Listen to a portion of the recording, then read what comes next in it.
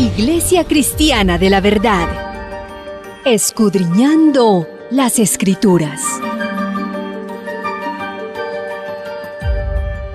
Visión de las abominaciones en Jerusalén. O sea que en Jerusalén se estaban haciendo unas abominaciones. Y miramos entonces desde el versículo 1.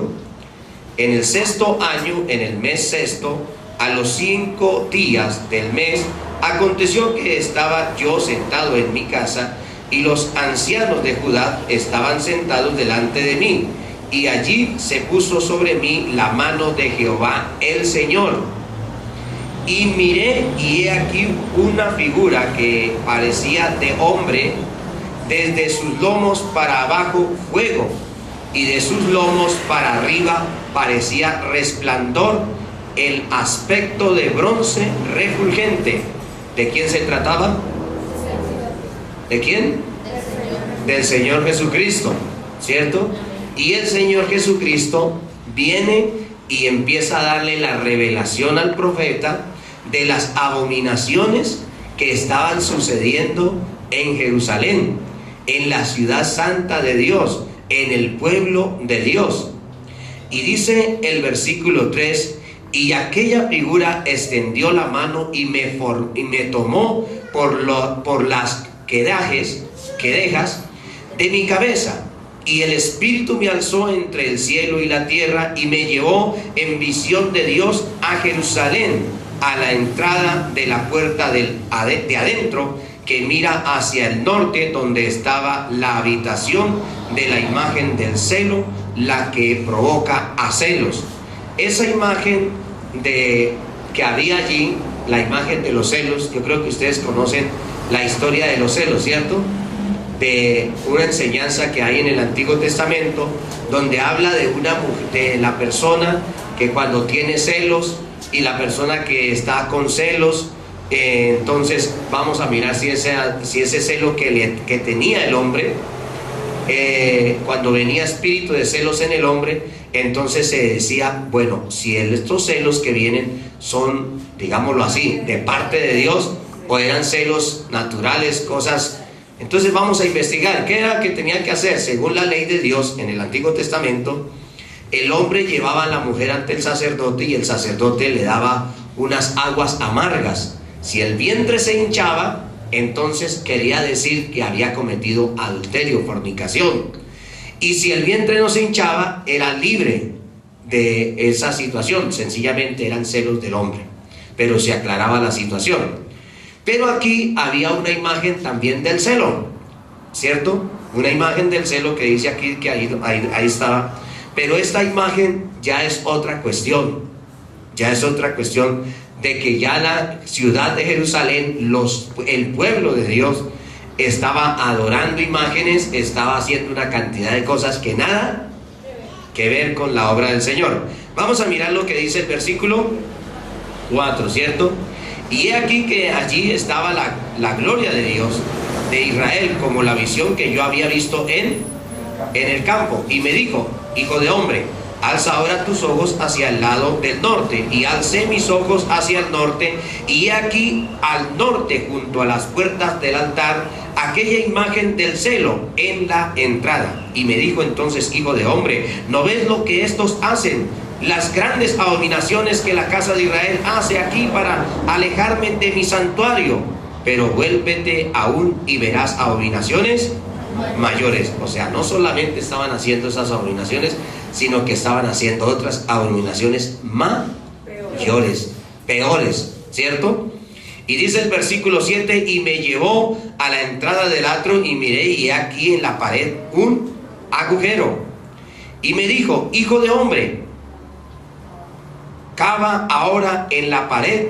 Y cavé en la pared, y he aquí una puerta.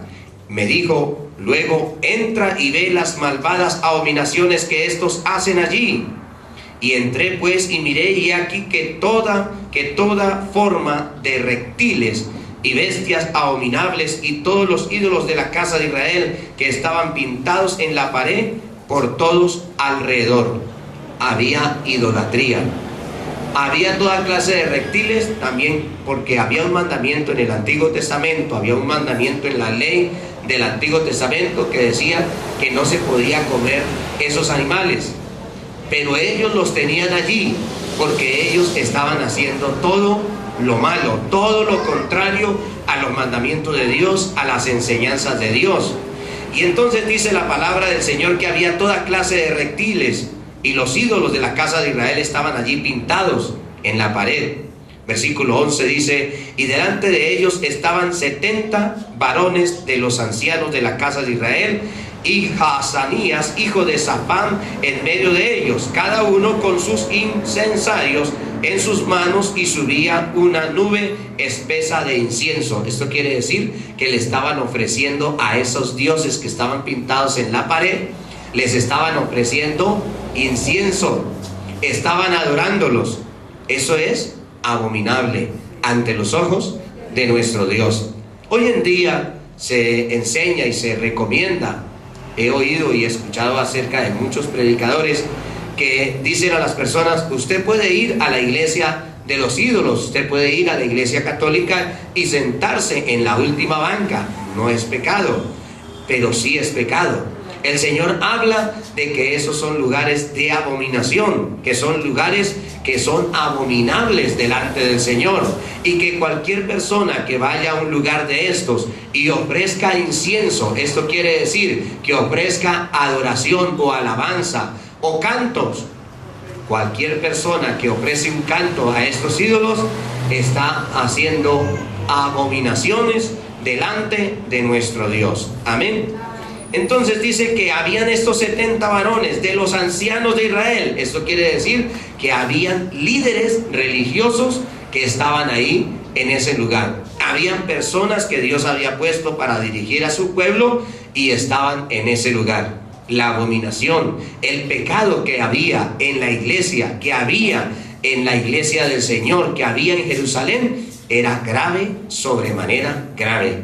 La situación era delicada. ¿Estamos aquí, iglesia? Amén.